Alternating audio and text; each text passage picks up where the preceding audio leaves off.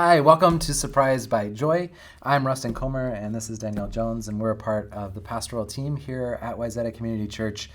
And over the course of this series, we are really looking at how do we find joy in the midst of everyday life. And we're using the epistle to Philippians, or the letter to the church in Philippi, to uncover what Paul has to say about finding joy in all different moments of our life. Yeah. And we're in chapter 3, about midway through this letter, looking at the story that Paul is convincing the church in Philippi of. So why don't we start by reading verses 3, 1 through 16. If you have your Bible, you can open it up to Philippians and join us there, or you can just follow along at the bottom of the screen. I think you should start this time. Do you? I do. Awesome. Am I reading the whole thing? Sure. No, just go there and then I'll do the next Perfect. part. I love that. Yeah. Great. And that's what it's about, friends. Be glad in God. I don't mind repeating what I've written in earlier letters, and I hope that you don't mind hearing it again. Better safe than sorry, so here goes. Steer clear of barking dogs, those religious busybodies, all bark and no bite. All they're interested in is appearances. Knife-happy circumcisers, I call them. The real believers are the ones the Spirit of God leads to work away at this ministry, filling the air with Christ's praise as we do it. We couldn't carry this off by our own efforts, and we know it. Even though we can list what many might think are impressive credentials. You know my pedigree: a legitimate birth, circumcised on the 8th day, an Israelite from the elite tribe of Benjamin, a strict and devout adherent to God's laws, a fiery defender of the purity of my religion, even to the point of persecuting the church, a meticulous observer of every law set down in God's book. The very credentials these people are waving around as something special, I'm tearing up and throwing out with the trash, along with everything else I used to take credit for. And why? Because of Christ. Yes, all the things I once thought were so important are gone from my life. Compared to the high privilege of knowing Christ Jesus as my master firsthand, everything I once thought I had going for me is insignificant. Dog dung. I've dumped it all in the trash so that I could embrace Christ and be embraced by him. I didn't want some petty, inferior brand of righteousness that comes from keeping a list of rules when I could get the robust kind that comes from trusting Christ, God's righteousness. I gave up all that inferior stuff so I could know Christ personally, experience his resurrection power, be a partner in his suffering, and go all the way with him to death itself. If there was any way to get in on the resurrection from the dead, I wanted to do it. I'm not saying that I have all this together, that I have it all made, but I am well on my way, reaching out for Christ, who has so wondrously reached out for me. Friends, don't get me wrong. By no means do I count myself an expert in all of this, but I've got my eye on the goal, where God is beckoning us onward to Jesus. I'm off and running, and I'm not turning back. So let's keep focused on that goal, those of us who want everything God has for us. If any of you has something else in mind, something less than total commitment, God will clear your blurred vision. You'll see it yet. Now that we're on the right track, let's stay on it. This is like a crazy passage, right? Because for me, like, he keeps reminding them that he's not an expert, and then reminding them that he kind of is an expert, which is a total Paul thing to do, right? Like, I'm gonna state my case, and then I'm gonna backpedal a little bit so you don't think I'm boastful, and then I'm gonna state it again, and I'm gonna remind you, if you're not all in, then you will be, right? He's kind of working on that humility thing, I think. Yeah, Don't you get the sense that he was I think Paul,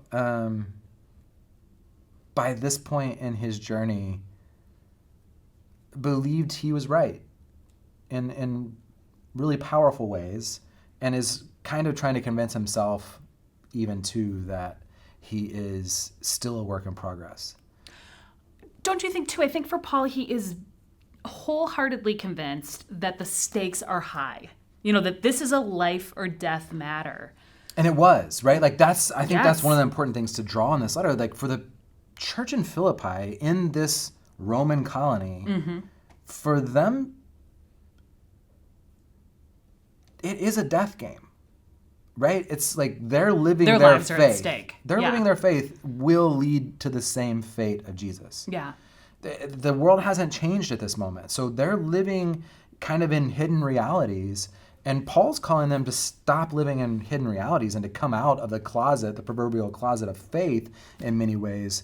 And it's risk. And part of what he's reminding them in this is like, this is hard, but it's the work that gets us to real meaning in life. Right. Don't settle for all the other things the world is promising you. Only settle for going deeper with Christ and living that out in full. Yeah. And for me, part of what's fascinating in this section of the letter is now Paul's not talking about world culture. He's taking on church culture. Right? So he's not saying to them, don't live like a Roman, don't do this. The two areas that he hits on in this chapter are critiques of other people of faith who are calling the church in Philippi to live a way differently than what he believes is right. Interesting. So he's really critiquing the church as it was in these days. I wonder who he would write to today about that. Ooh, I won't make you answer that. That's a good question. I would but love it to, is. but I'm it's not kind of going interesting. To. Yeah. So like part of these, like, and Paul is using fighting language in this part of the letter. He's not holding back, right? He says that all of the things that he did pre-meeting Jesus are dog poop, right? Like that's the actual word in the Greek is an explicative. Yeah. He's saying it's crap. Yeah. At the highest level of you can name that word. And so, which I really want to say, but I'm not going to. So, like, and he's calling these other people barking dogs and knife-happy circumcisers, and right, like these are like fighting words. Like he's trying to provoke them to understand how frustrated he is by the stories he's hearing about those who are coming at the church in Philippi. Yep. So just to kind of give some background on that, there's kind of multiple groups who are showing their faces in the church in Philippi and in the church in like Galatia and in other cities that Paul has been traveling and engaging in. Mm-hmm. And so the term Judaizer has come to be used in kind of this theological ways of being the opponents of Paul and Barnabas at the Jerusalem Council in Acts chapter 15, and who were seeking to preach what Paul would say is another gospel, specifically in the church in Galatia. So Judaizers refer to Christian Jews or Jewish Christians, right? Depending on which way you want to put that. Yeah. But people of previously Jewish faith who are now Christian, who are still holding the fullness of their Jewish identity as well. Interesting. And so they're trying to convince the Gentiles, who were never Jewish to begin with, to observe all the rules and customs of Judaism, or to Judaize. And like one of the big ones is circumcision. Yeah. Right? Should men have to be circumcised who were never Jewish but have now come to the faith? And Paul would say, no, like don't let somebody come in knife happy expecting you to do this. It's not a part of our faith. It's a ritual or rule that you don't have to follow. It's taking you away from what it means.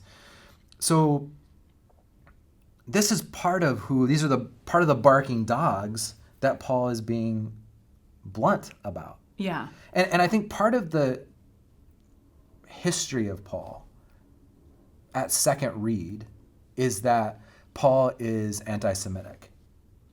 And that there's a lot of cultural theologians who would say that Paul is anti-Semitic and that we need to address the anti-Semitic. And I don't disagree that there are places where you could argue that Paul is anti-Semitic. I actually don't think this is one of them. Mm-hmm. I think Paul is specifically here talking to Christian Jews. Yeah.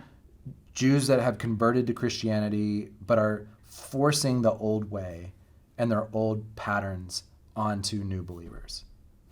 Well, and I think what you just said speaks to the importance of contextualizing what you're talking about in the life of faith and staying focused, keeping the main thing the main thing. staying focused on the heart of any message in Scripture, because it's important for us to know the context, know where this comes from, who this is written to, why it's written that way, but to not then blanket that into 2020 when, the world is different. Right. And the communities of faith are different. But there's still principles from which Right, and I think the principle that I would say that Paul is giving to us in this specific section is, like, if somebody is converted into your way of believing, right? Like, meaning that you didn't necessarily try to convert them, but like they are finding the way of Jesus as the way they want to follow. There's a way to come alongside them that doesn't force them to look just like you. Right? There's a way to disciple in which you're helping them live the way of Jesus without taking on the baggage of the culture around them. And I think that's really important. That's interesting. Yeah. As young people come to faith, as anybody comes to faith, like, I think frequently what we do in our social clubs of church is we say, well, this is what a Wayzata Community Church Christian looks like, and this is what a St. Matthew's Christian Church looks like, and this is what we start looking like our tribe. Yeah. And Paul's opposed to that. Yeah. In real ways. So, the question is Paul fighting against the Jews, or is he fighting against false and needless rules? Right? Like, yeah. There are these rules that distract us.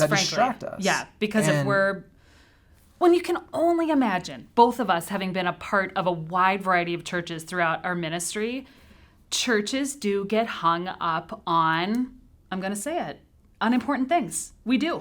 Totally. Some of those things are led by us. Some of them are led by others. But churches get distracted from living out the gospel wholeheartedly by things that really don't matter.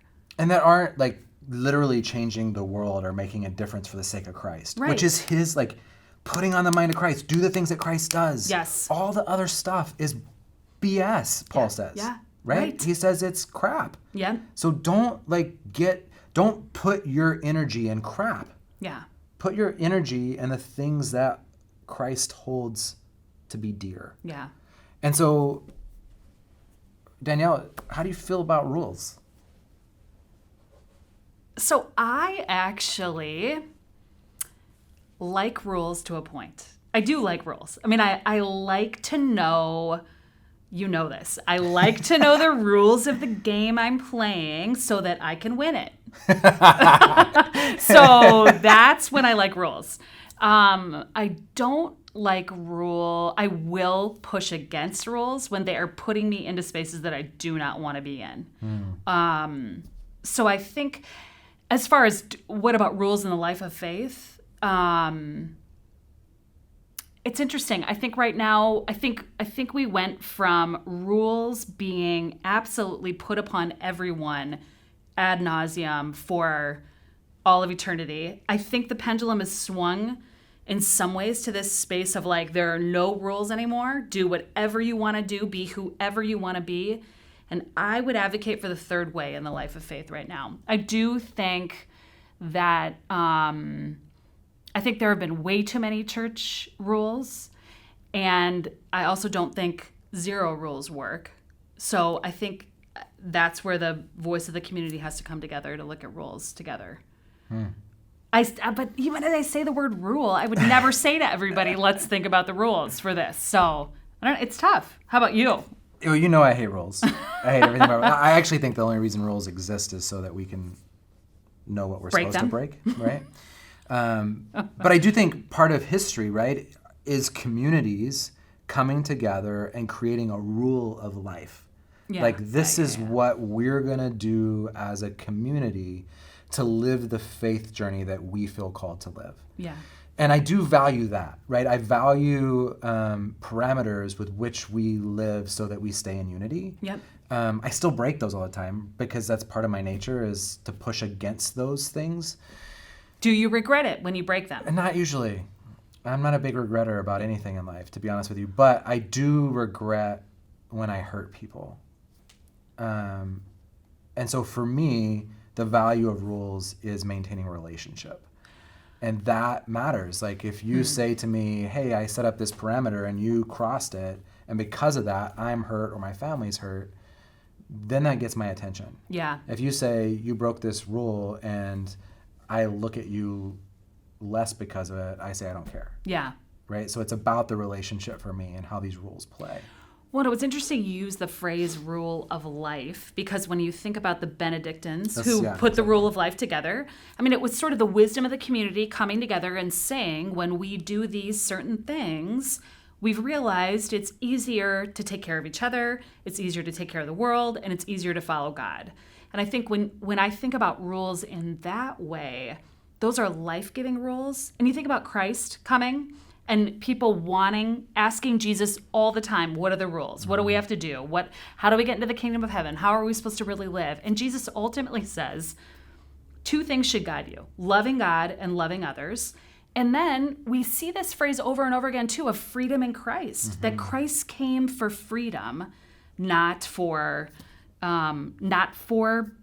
boundaries necessarily. So, and I think that's the trick that Paul actually is getting at in this passage, because we'll talk later about the antinomians and who they are in this, like as another voice in the ears of the church in Philippi. So you had these rule-following voice and you had the no-rule voice. And Paul is articulating a third way, wanting to have a third way. And I think the way of Jesus calls us to constantly be questioning our rules, because what worked, I grew up in a religion and a faith part of Christianity that said it was anti-faith to dance, right? Or to go to play pool or to play cards. So I grew up in a time and an era that shouldn't even still be held, but it was. Like I went to college, and when we held a college dance, we would call it an eknod, dance spelled backwards, because we couldn't use the word dance without being kicked out of school. Sad. Right? So it's just stupid. Yeah. Right? Like right. That's when faith rules become stupid and they become the God of us, right? In many ways. Yes. And so part of the challenge in this is, how do we uphold parameters that maintain our community? Yeah. And also be looking to break the rules that need to be broken, right? So that people's faith can grow. And this is where I'd call us back to what we reviewed about chapter 2, that we are called to communal unity. So I don't get to decide the rules by myself. You don't get to decide the rules by yourself. Together, we look at the rules together, and the rules that will bring the most life to us. I think one of the things that I am beginning, I don't know if it's my age, as I am in my 40s, mid 40s, but I have come to realize none of us are that unique, truthfully. Like, get over it, everybody. As much as I like to think I'm super special and unique, at the same time, I'm a human, and humans that live before us, we should not be reinventing the wheel here. We should be looking once again at what matters most and learning from the past, but also pressing forward to create a new path for the future. Yeah, and I would challenge this a lot of times, that we do need to reinvent the wheel, right? Like that would be like... Maybe a spoke, not the wheel. I don't know. I think even the wheel sometimes, because I think that we don't just change over time, we dramatically change over time. Like when you think about less than 500 years ago, what we believed as a human people, you and I would not be comfortable with it all. Yeah, and if we weren't willing to throw everything out, then we won't get to that radical transformation that I think Christ is calling us to. I think what, at the very core of what Paul is saying in this is, I've lived by all the rules, and they didn't bring me any of the happiness or joy or life or abundance or any of that walking in the way of Jesus has. Like everything's changed. And he does not want them to go back to the way of life that he had. That way of life, the Judaizer way of life, was Paul's life, right? He was the Jew of Jews. He was killing Christians. He was circumcised on the 8th day. Like, it's fascinating, right? He says, happy... knife happy circumcisers, and I was circumcised on the eighth day. Like, I was the knife happiest of them all. And what I've come to realize is that knife happiness led me to no greater satisfaction and meaning in life. It's only as I've abandoned myself into the grace of God through Jesus Christ, that I have found any true freedom in this life. Yeah. And part of what I love about when Jesus says, I've come that you might have life abundant, and I've come that you might have freedom, for no other sake than freedom's sake. That in our fullness, in the way that God created us, he created us to live in the abundance of freedom. Yeah. And I think sometimes that calls us to flip everything upside down in ways that we're really uncomfortable with. And, there's this, I was never a skateboarder, but I was just watching, because I'm up all hours of the night, because for some reason I can't sleep during the COVID world. But there's this new skateboard wheel that is square. And the whole purpose of the square wheel is so that you can learn to ollie. Right? So a big thing in skateboarding is... Which you should define that for people. They may not know so what that ollieing means. is like popping your skateboard up while you're on it and landing back on your skateboard. Uh-huh. And it's like trick number one to make you a skateboarder, right? If you can't ollie, you're not a skateboarder. You're just riding a stick of wood on wheels. But what they realize is doing an ollie on round wheels, your skateboard comes out and you bust your bum over and over and over and over again. So what if they could give you the freedom to be on the board, but that it would give you the strength and ability to navigate doing it over and over without falling down? Like, okay, that's a important value of a square wheel. Yeah. Right? That had somebody not thought in the middle of the night, okay, let's do this. Let's shave our wheels down so that we quit falling, so we can learn something. And then you move on to these other wheels. And you do move on. Like, for me, that's a great example of digging into our faith in new ways, of trying things that we would never have tried before, of, one of a theologian that we both like who started giving up Christianity for Lent, right? He chose to be an atheist for Lent because he says there's something in that atheism that I can learn.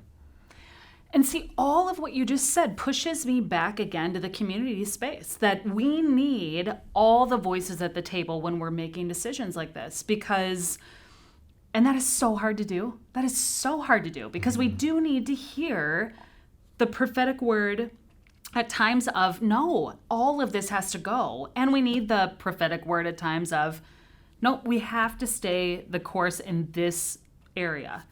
So and I think this is really interesting too, because I think the time that is ahead of us in the life of the church is going to be one of those times. I think coming back from quarantine, I think our habits have changed. Our way of being in the world has changed. We've done it more than 40 days. We know it takes somewhere around 40 to 60 days to develop a habit and to live into it. It used to be 21. Now they say it's more than that. Yeah. And so our habits are changing. Totally. And the way of being church is changing. Yeah. And people's resistance to digital church is shifted. And so how we come back is going to be one of those situations where we have to sit it down and lay it all on the table and say, what does it mean to be in the way of Jesus now? Yeah. In this new day, in this new time, and how do we do it? And there's no going back. There's no going back. That is heartbreaking, I think, at times, but I also believe it is hopeful. And in many ways, that's what Paul's saying too. There's no going back. You know too much. You know the difference Christ makes. So you can't go back to that. You can't go back to the very beginning because you've moved past that. Yeah. So it is this constant... It's pressing on, right? And we'll talk later about not looking back. Like, what does that mean? We press forward because that's our only choice, because God's moving forward. Right? God is... And backwards, I've heard, too. Like, isn't there some weird time thing where time's, coming at us? Anyway, that's a whole nother science piece. Whatever, that's awesome. So, your adventure questions for today... About ollieing. Yeah, or ollieing, right?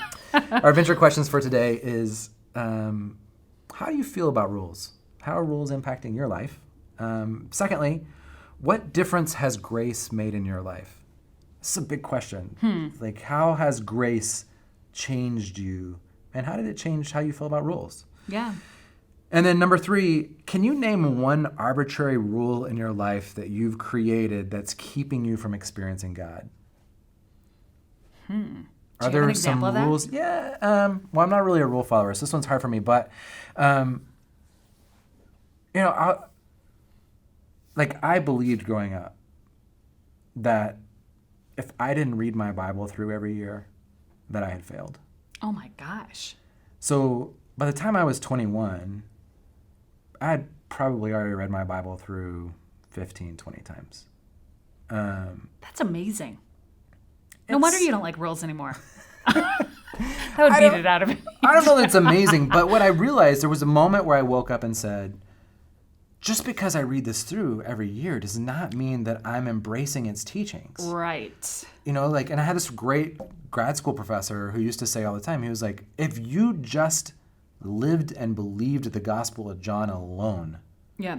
and read that through every day, every year, like you would be so much more, your faith would be so much more meaningful, like if you tried to live that out, or even one verse. Yeah. And so I think sometimes we put these kind of arbitrary rules in our faith and in our family and in our life because somehow we think that they make us better, but they don't make us more whole. And so those would be the kind of things I'm thinking of in this moment. Yeah, I already thought of mine while you were saying that. That's good. Oh, awesome. So, stop and starts. What's your stop and start?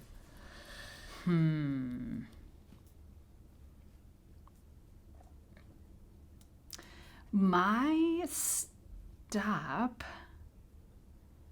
is I can find in this time. I mean, I think all of this is applicable to this time. I think in this COVID quarantine time, I'm sort of like, give me the rules and I will achieve this the best way possible. So I'm going to stop looking for those. There's no rules. There's no playbook. There's no nothing. Yeah. And start embracing what is, because I find when I can sink into the very moment I'm living in, I am so much better off than when I'm trying to strategize out ahead, looking for some new set of rules that we can live by into the future. They're not there, and they're not going to be there. That is very unnerving to me. That's hard. It is. That's hard stuff. But you're reminding me, too, there's going to be a lot of goodness that's going to come. There's going to be all these opportunities to ask questions about, we were doing it that way. That was the rule, that you had to be crazy busy all the time. Yeah. That was the rule of our lives. It was. I think all of us have realized that was not serving us well. Yeah. So how are we going to do things differently? As a church, as individuals, as families, and on we go. I think that's so good. And I think, I don't really know what my start stop is, other than to say, like, I am a natural rule breaker, right? That's like my bend in life is, tell me a rule and I'll tell you how I can break it 5 ways before Sunday. And I'll let you know how dumb it was. Yeah. While I'm doing it. Totally. But I love, like, but I'm also I almost became a Jesuit. There's something about order that matters to me. So how do you find order in the midst, like how do I take on an intentional, ordered way of life without being trapped in the rules of it? It sounds like that rule of life thing. Yeah. Maybe you're at this crossroad of building a don't loose rule of life. I said loose. Yeah. Loose rule of life for yourself. Let's call it an order of life, and then I might be in. An order of life. A loose order of life. Yeah. Okay. So, rules, though. May you, like the church in Philippi, realize that there is more to life than rules. And there is value in questioning things that we've always held to be true. And may you find Jesus more in the midst of it. Go in peace. Amen.